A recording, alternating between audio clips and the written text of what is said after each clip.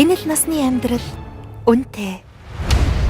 Монгол улсын гавьяач жүжигчин найруулагч Иш Доржийн Одон чимэг. Монгол улсын гавьяач жүжигчин Одон чимгийн тухай ярьж байгаа учраас уран бүтээлийн лаборатори руу өнгөж харах хэрэгтэй болно доо. Би уран бүтээлийн лаборатори урлан гэж хэлж байгаа учраас энэ мэрэгжлийн жүжигчин учраас ингэж хэлж байна л да. Ялангуяа авиас бол их амархан зэвэрдэг. Тэгэхээр зэвэрэхгүй, халтрахгүй нэг хэвийн байхаас зайлсхийх аргачлал бол энэ бол мэрэгжлийн донлын мэдлэг зузаан байх ёстой.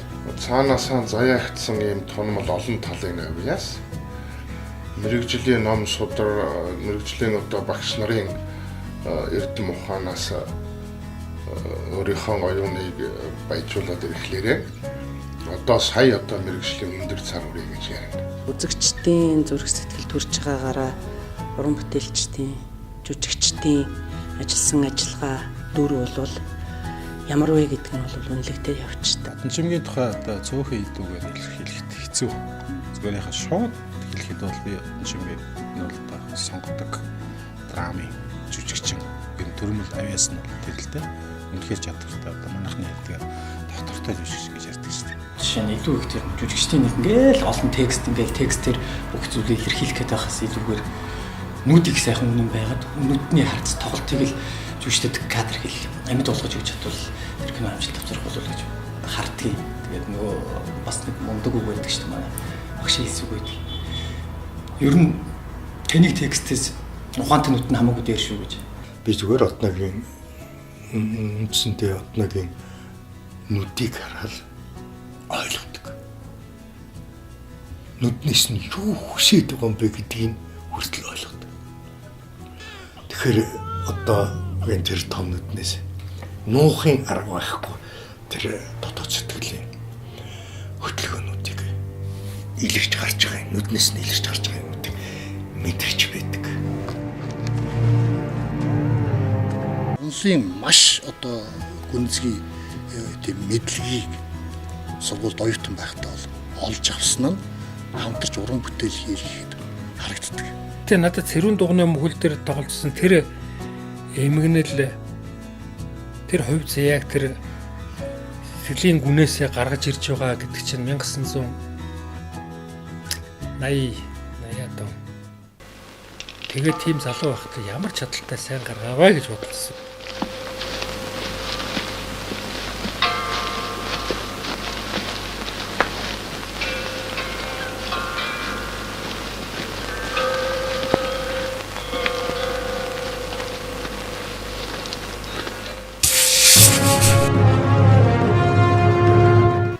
Нэг удаа үржид ямар ч жүжиглээ нэг жүжиг үзсэн. Нэлээд мэралцсан байсан. Тэгээ би очиод багшд нь суугар өгч шүү дээ. Гэлжсэн. За миний ойрмоч одоо ингэ дуусч байгаа юм байна дөө. Миний мөрөдөл дуусч байгаа юм байна. Яас нөгөө Одон чимээ авах юм байхгүй. Чигтэйхэн дарга болчих. Одоо өнгөрсөн. Суугар шинийг л хийсэн. Дараах нь нэг хэдэн сарын дараа үржид үзсэн чинь эргээ чирээсэн болцсон байсан.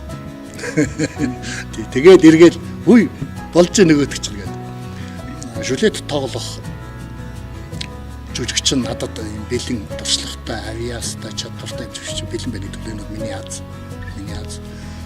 Мэдээж театр аз, мэдээж монголчуудын үзэгчдийн аз. Эрхэм хоорог минь төөрийнхөө гарт хитрхи хатуу. Таны гар ариун бурхад хотогт гартай.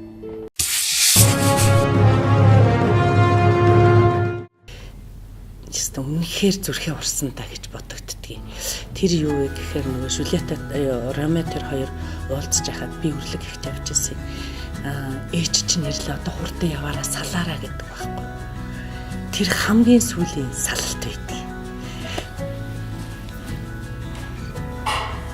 Яг л нэг тийм л байх байх гэж надад бодогддог байсан.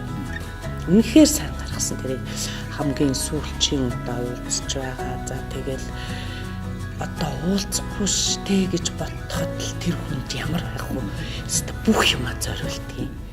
Жүжигчин Одон чимгийн хувьд бол одоо бас 15 жил өмнө манай Монгол фильмийн анхны уран бүтээл ээжтэй сүлгсэн киноны гол дүрд тоглож байсан. Зов ч юм аа болсон. Надад болсон. Надад юу ч хэрэггүй. Чи бодод итгээрэй. Итгэлгүй яах вэ? Бүх юм сайхан бол. Хоёулаа олон хүүхэдтэй болно. Өнөр өтгөн сайхан айлуулна. Тэгээ ээж дээр бүгдийг авч.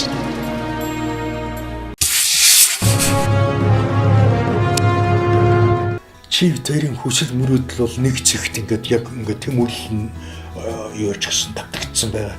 Чи сайхан хантай байх, сайхан амьдрах, сайхан хайрлуулах ийм сэтгэл энд ч гэсэн хэдийгээр амьдралдаа алдсан чивсэн зөв зүйтэй сайхан амьдарч хантай ижилтэй үр хүүхдээ сайхан шударгаар амьдрах юмсан хүсэл мөрөөдөл хоёр энэ дээр ингээд чи дээр тавтчих яг ингээд давцчих. Тэгэхээр энийг тайлах дуул хэрэгтэй байна гэдэг гэсэн чинь одоо заач байж байгаа гэдэг гэсэн. Тэгээд би за ямар дуулт юм бэлээ гэдэг ингээд бодоод байжсэн чинь одноо нэг 60-аад оны үед нэг ханьмин гэдэг нэг дуу байдаг юм аа. ертөнц байхад тохиолдоо эви хорхи ханьмин элэг зүрхний тоолтмэ энэхэн хорвоод чамгүй бо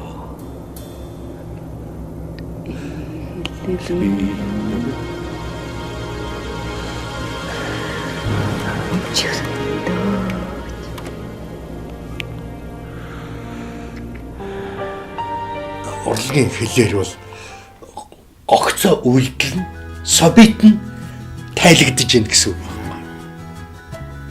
Гээд ирэхээр зэрэгэл яг энэ дээр л хэн хэрэгтэй вэ гэдэг нь алтан партнер хэрэгтэй байна. Тэр алтан партнер нь хэн бэ гэхээр зэрэг одноолос байна. Би тэгээ харчаад бодож ирсэн. Би чинь бас бүртж явж ирсэн шүү дээ. Тэгээд яхад бол их тийм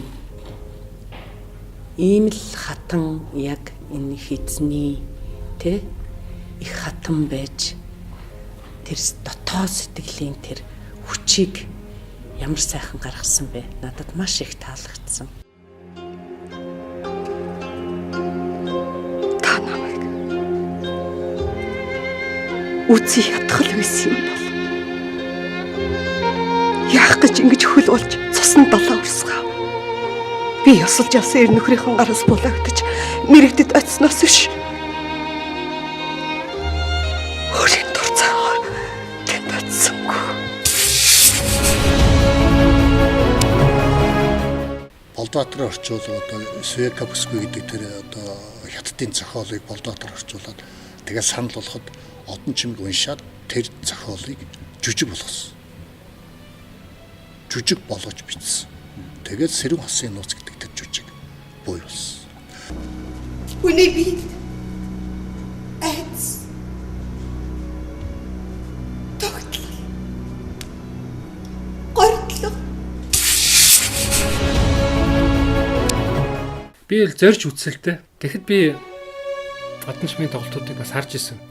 Энэ хувирах чадвар, хувираа тэр дүрийн судалгаанд гүн нэвтрэх тэр чадал, мэдрэмж, авиас энэ хүнд бол хангалттай байгаа юм байна. Аргагүй сайн жүжигч юм байна гэж би утсан. Эцэс төгсгөлд нь би төмөр торн цоочлогдож. Яг тэр үед би чихэр галзуу хүн болсон бэ.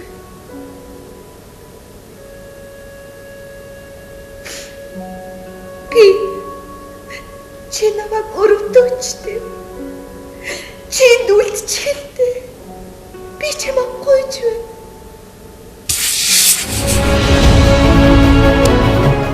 Анхан ингээд ширээний уншлах хийж хат нэг л их бодлогоширсан л хүн ингээл байдаг. Тайзан дээр ингээд гарахад бол ямар ч харьцахад юм саад бэрхшээл байхгүй. Ястай ингээд зовлонгүй явдаг шээ. Хизээний л тэр цаг үеийн амьдралд бит хоёр байж исэн юм шиг.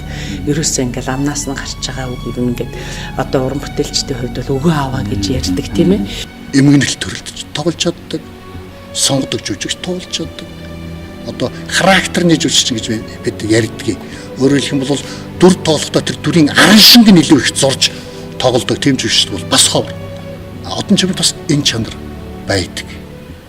Би чинь газар нутагтаа ажлыг мандуулна гээд нам улс их орныхоо өмнө үгүй өгчхөд ирсэн хүн шүү дээ. Яахарахгүй л 50-аад он 60-аад он тэнд байна уу? Байна. Гэхдээ ийм дүр төрхтэй хүн байсан болов уу гэж бодож байна. Энэ бол дуурайгаад гаргачихсан юм биш. Өөрөөсөө яваад байгаа ийм дүрийг бүтээж чаддаг уран бүтээлч юм байна даа л гэж бодож байна. Тэгээд чивт хоёрын урдын холбоо юу болж таарах вэ дашми? Тэгэхэд чин чи гахаа аваагүй байсан шүү дээ. Яац вич явъя да. Дашээ Дашээ гэх юм. би давхар шүү дээ. Цэнцэрэ Дашмин. Шийдлүүд нь их одоо өнгөрсөн одоо ирээдүйн 3 цагийг нэг драйвч хийцэн байдаг байхгүй. Тэгээ орчин үе.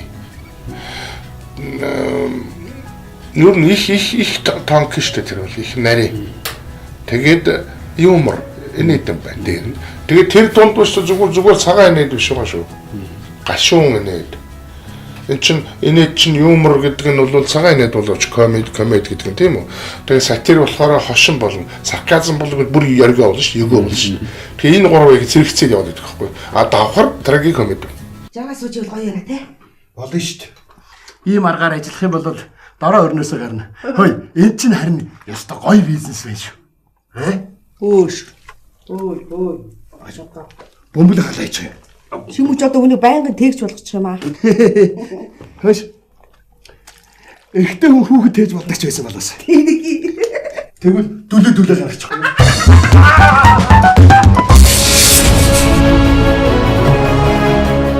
Хонда жүжигчин хүнд амплуа гэж байдаг. Амплуа гэдэг маань жүжигчний чиглэл шүү дээ.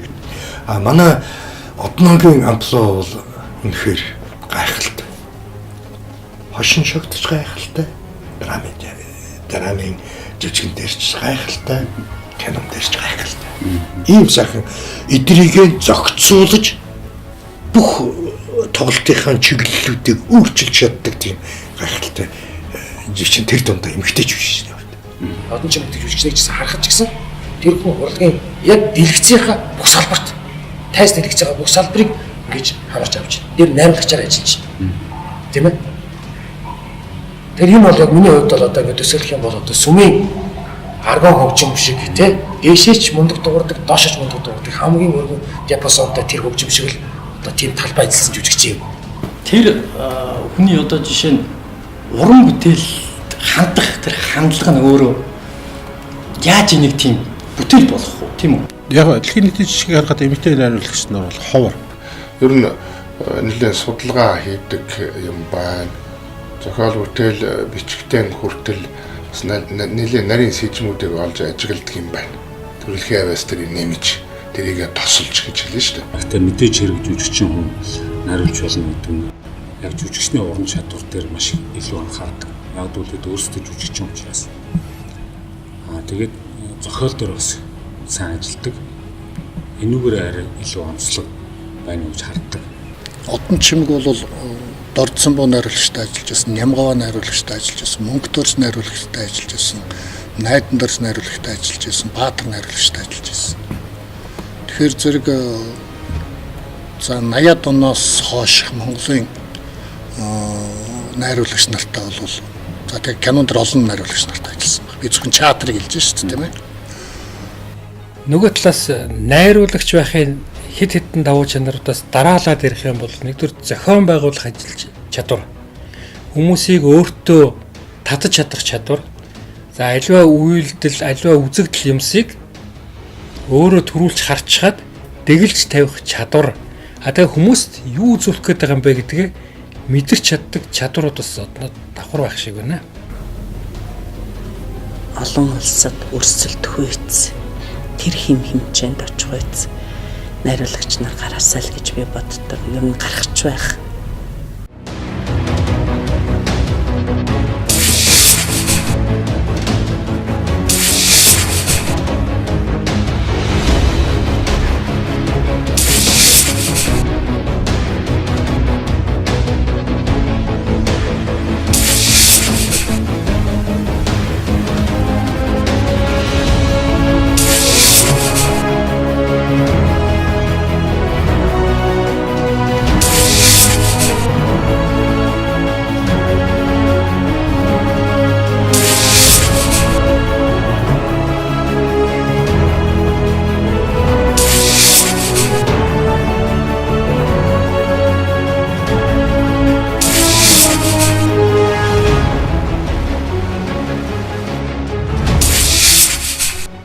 Энэ л насны амьдрал үнэтэй. Монгол улсын авьяач жүжигчин найруулагч Иш Доржийн Одон чимэг